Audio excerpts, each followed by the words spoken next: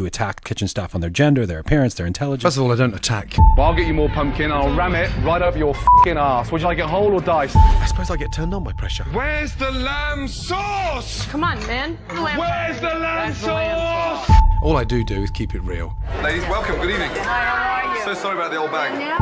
Gee, you cause a stir out there, literally. Yeah, I didn't mean it, actually. Some hot water for celebrity chef Gordon Ramsay, facing some payback. I'm deeply mortified that it's been blown out of context. Chef Ramsay, you're a f***ing douchebag. You can't keep everybody happy. As he puts it, I want to be a role model for my children. Me? How about you? And have them look up to me. And I get a lot of criticism for being blunt. We don't need him here. Brutal. What he should do is confine himself to the kitchen. Because I've never forgotten where I've come from. He's a man with a serious dark side. 20 years ago, I got dealt a dysfunctional card. My father became an alcoholic. What do I do? His favourite punishment was the belt. He'd get whacked on the back of the legs for something that was as innocent as going to the fridge and drinking his Coke. I say whacked, the truth is, I would get completely fucked over for that sort of thing. Mum was getting knocked about, and not having had any other experience with men, she assumed that this was what every woman had to put up with. My tactic was to keep my head down and my nose clean, until I was big enough to take him on in a fight. I had crossed the line when I was 15, and one night I came back late. I'd already been given some kind of big radio for the upcoming birthday, and he threw it at me from the top of the stairs. "I can't believe you've done that," I said. "You know damn well that Mum bought it for me." He came storming down the stairs. At first, I stood my ground. Then I saw the look in his eyes.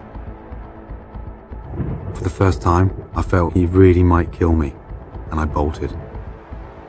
I was the kind of guy that was dying to get out of the house. If I wasn't at home, I'd be around a friend's house. And God bless her, Mum was strong, determined, and she was the one that said, "Look, do yourself a favour, disappear. Things have gone really bad between your father and I. Get out of the house and basically get lost."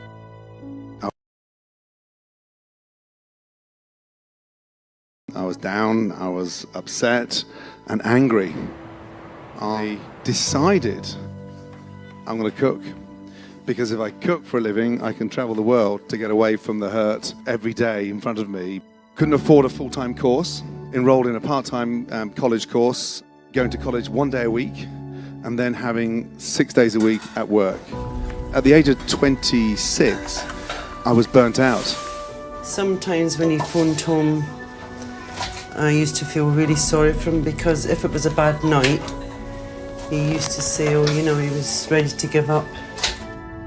Meanwhile, Mum was still getting knocked about, and it was unimaginably painful hearing the stuff from Mum, her voice down the telephone. Mum was still getting knocked about, and it was unimaginably painful hearing the stuff from Mum, her voice down the telephone. He came home from work one night, and he just started. Dad had had a couple of drinks. Mum was in bed with a mug of hot milk. He poured it all over her as she lay there. Then he dragged her downstairs, and the beating started. By the time the ambulance arrived, her eyes were completely closed, her face swollen. First she was taken to a hospital, then to a refuge. Dad, of course, disappeared at the first sound of a police siren. A few days later, I tracked him down. She asked for it, he said. That was when the social services and all the other authorities got fully involved, and a restraining order was taken out on him. He wasn't allowed anywhere near the house. Later, my feelings for him hardened into hatred. I don't think I've ever needed my kitchen so much in all my life. I got a call from my father. There was a pause. Then he said, "Can I see you?" I saw this old, frail, white-haired man with bruises on his face and marks on his knuckles. I felt stunned. This was the man I'd been scared of for so long. "Look at the state of you. Where are you living?" He pointed at the car park, and there was this Ford Transit van.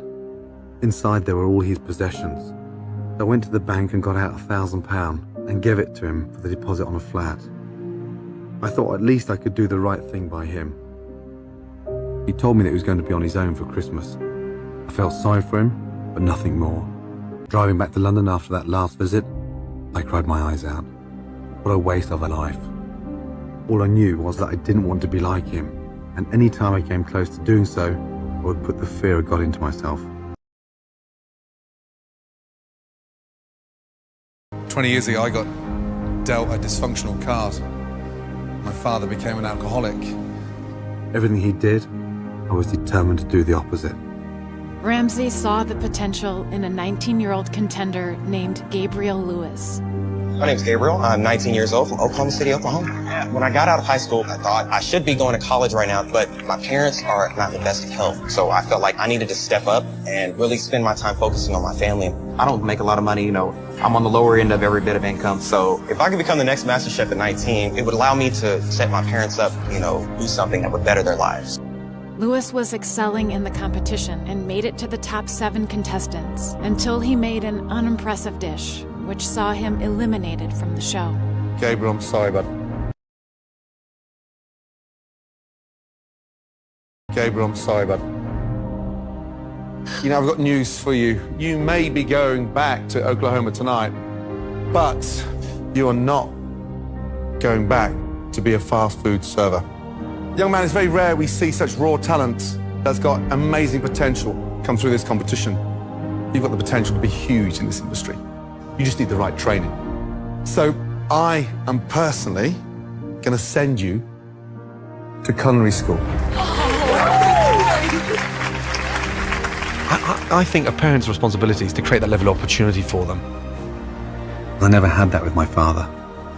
Ramsay discusses the work that he and his wife do for the UK charity Women's Aid, an organization that aims to end domestic violence against women and children. And we're setting out our own local scholarships to help underprivileged kids to concentrate on what they really want to do.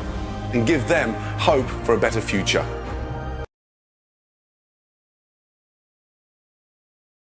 When you're down in the dumps, the most important thing for me was the journey back.